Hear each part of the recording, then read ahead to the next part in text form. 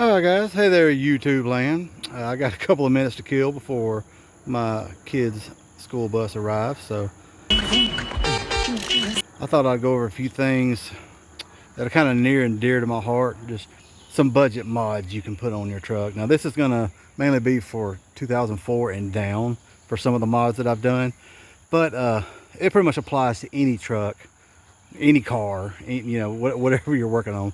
These things basically apply. Let's pop the hood real quick. Assuming I've ever popped the hood on this truck, right?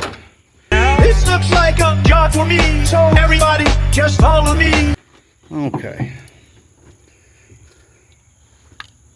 So you can see I do have a pretty good bit of mods done. It's come together pretty nicely. So what I want to start with is a basic mod that anybody can do. I mean, if you've got a screwdriver and a ratchet set, you can do this. But most of my information can be based on dyno runs and dyno pulls that Richard Holdner has made.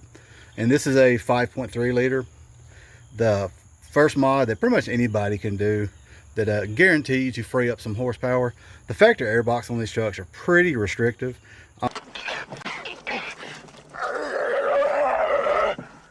I know Richard, he grabbed one out of the junkyard and dynoed it, and just by eliminating the factory box, it picked up 10 horsepower. So if you wanted to throw you a cold air intake on there, they're reasonably inexpensive. There's all kind of different brands, you know. You don't have to be real picky because anything's gonna be better than the restrictive factory box.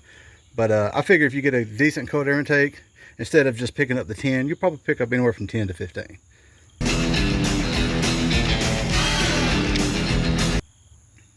Reasonably simple to do. Now my particular truck being an 04, I had a mechanical fan on it, and the mechanical fan used to hang right here right there off the front of the water pump. So you had this huge shroud in the way, these fans dragging all that. Of course, most of you know, some of you may not, but the more resistance you have on your belt, that's power that you're just losing to your tires. So if you eliminate that extra weight of that fan, that extra resistance, you're not gonna build power, but you're gonna release power that it already had. And what I did, I got these 05 fans. This is the electric style for the 05. And it really is a bolt. It is a bolt in. If you've got the right radiator, you do need the larger radiator. It is a bolt right in deal.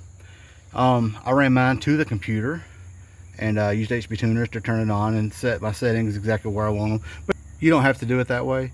It has a negative trigger wire on it, and you can run it to a switch, or I mean, there's a lot of different ways you could power it. Some people say the biggest bang for your buck is tuning. I don't know that I would agree with that. If you take a factory truck and you tune it to the best of its ability, give it everything you get, I don't think you're going to get as much performance out of just putting a single decent performance part on it, like a set of headers or something like that. But you know, that remains to be seen. Other people may have different, you know, viewpoints on that.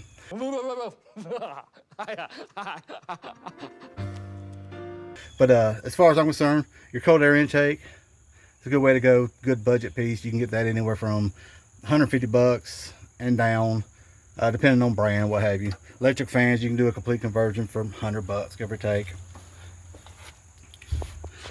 Now, headers. Depending on what you're wanting to do. If you're wanting to keep your catalytic converters, they do have options for you guys too. Now, I have long tubes on mine, which eliminated the cats, and that also eliminates your two rear O2 sensors. But they do have the shorty headers that you can also get for these trucks. Mine are Speed Engineering. They are the long tube design. If you want to keep more of a stock feel to it, you could go with the shorty headers, and you are definitely going to pick up a little bit of performance out of it. And now just be aware, it is going to increase the sound that you get too. It's going to be a little louder. Smoking. With headers, you can expect anywhere from 15 to 30 horsepower, and anybody who has just a set of wrenches can do this. It's not a big deal, especially if you're doing the shorty design. Now, long tubes a little more challenging, but your average person could do that as well.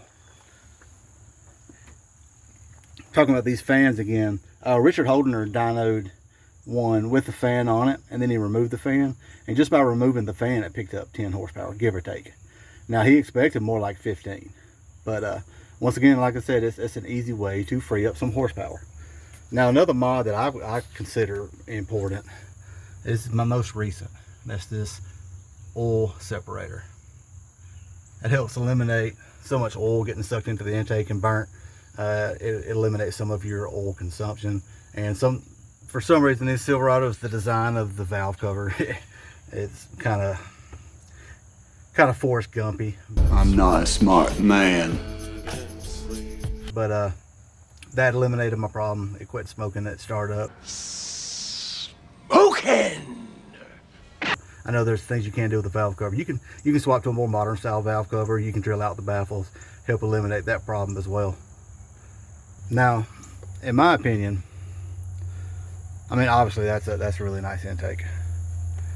The average person could do that. If you've got the money to do it, average person can do that. It's not that big a deal. I know a lot of guys do the TBSS, the Trailblazer SS style, and you could do that fairly reasonably, but you got to get, you'll have to get creative.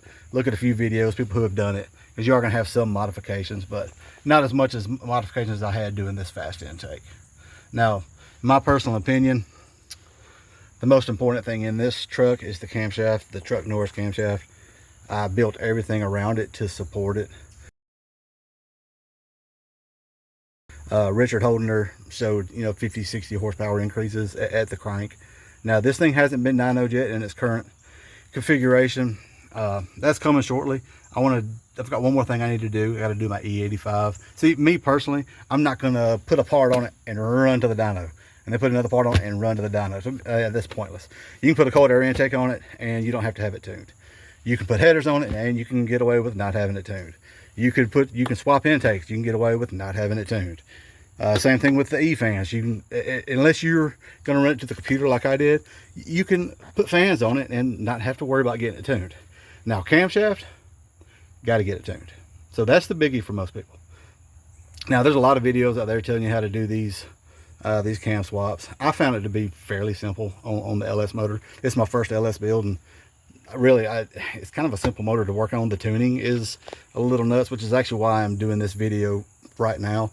I needed a break from it. I had a mishap over the weekend. I did get it back running, but I just don't want to fool with anything right now. I just kind of wanted to, I'm kind of venting more than anything else. I would really like to set this thing on fire. As much as I love it, I'd like to burn this thing to the ground. This looks like a job for me, so everybody just follow me. But no, seriously though, I do love the truck. But the camshaft is your biggest performance piece. I mean, the heads that are on it, yes, they're definitely gonna pick up power. You're gonna pick up power with the intake, you're gonna pick up power with the headers, and all of those parts that you put on are gonna multiply what you get out of your camshaft. It's all about, it's all about the airflow. It's basically an air pump. The more air you can take in, the more air you can put out, the more power it makes. I mean, it's about as simple as it gets. But camshaft's kind of the biggie for everybody. I love this truck Norris. I'm not a smart man, but I know what love is. I would do it again in a second, but most of these things are reasonably inexpensive. Your headers, you can grab those anywhere from $250 up to about $450. I like these Speed Engineering. They fit quite nice, actually. Bolted right in. I don't think I've ever put a set of headers on I didn't have to beat on and bang and bend and twist and heat them up and pray to God. And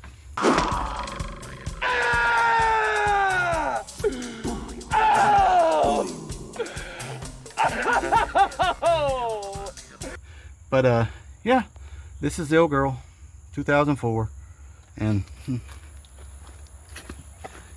see all the HP tuner stuff laying around in there. Yeah, I've just had it up to my wits end.